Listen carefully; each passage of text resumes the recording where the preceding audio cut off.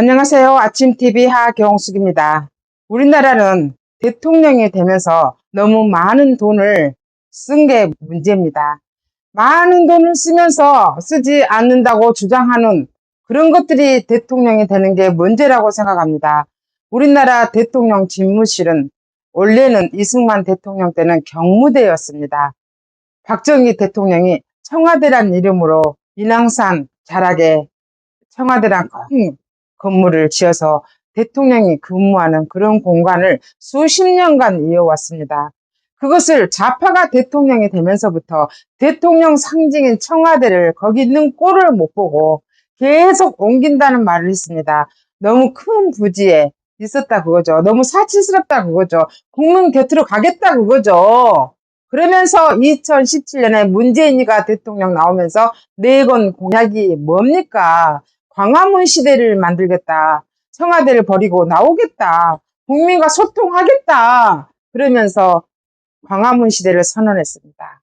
근데요, 대통령이 되니까 화장실 들어갈 때하고 나올 때하고 마음이 틀려진 거예요. 청와대에 있으니까 너무 좋은 거지. 그러니까 나오기 싫은 거예요.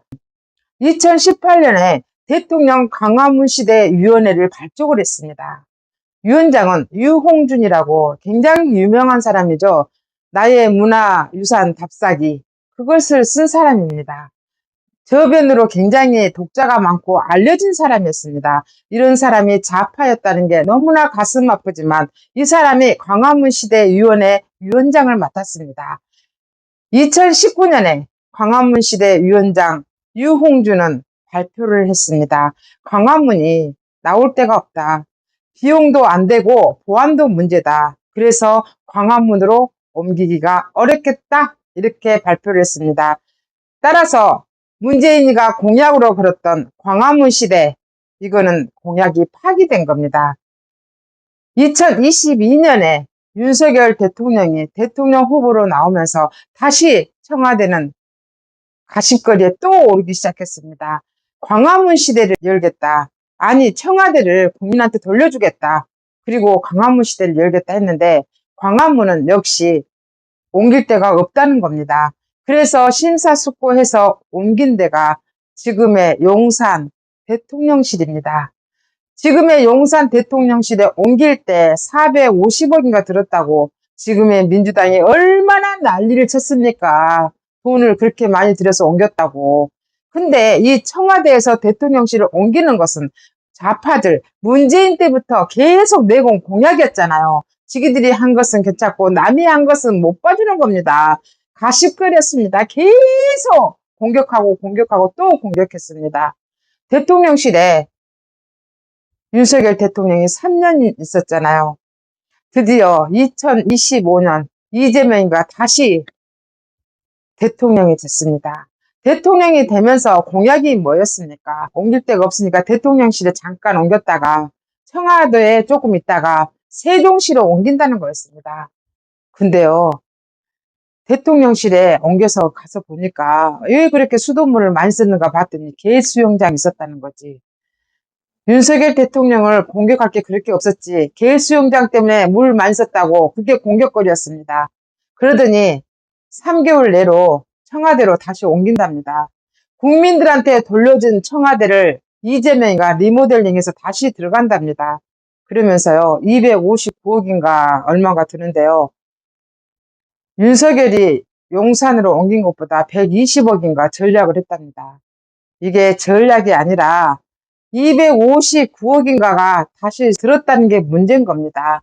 청와대를 나왔다가 들어갔다가 오두방정도 떱니다. 청와대가 대통령이 너무나 구중궁궐 임금님처럼 들어가 있어서 소통이 안 된다며. 그래서 나와야 된다고 한 거 아니었습니까? 그래서 나온 거 아닙니까?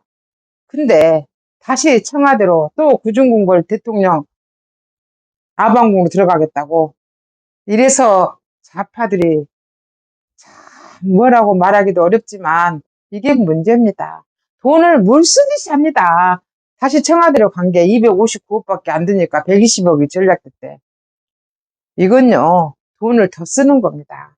대통령실을 그대로 이용해야 되는데 다시 청와대로 가겠대. 그러니까 세종시 시장이 한 방 때리잖아요. 대통령실을 세종시로 옮긴다고 해놓고 언제 옮길 거냐 이렇게 물어봤는데 거기에 대한 대답은 안 합니다. 청와대에 들어가서 끝까지 살겠다는 거죠. 5년이든 10년이든 20년이든. 이게 좌파들의 속성입니다. 이게 선전선동입니다. 이게 전략 전술입니다. 우리는 계속 속고 또 속습니다. 이렇게 안타까운 일이 어디가 있을까? 참말로 안타깝습니다. 대통령이 된 자들이 이렇게 국민의 돈을 물쓰듯 합니다. 돈은 찍어내야 제맛이지. 국가는 비워야 제맛이라며. 우리나라는 제2의 IMF가 올 것 같습니다. 준비를 해야 된다고 생각합니다. 지금까지 진실을 알려드리는 아침TV 하경숙이었습니다.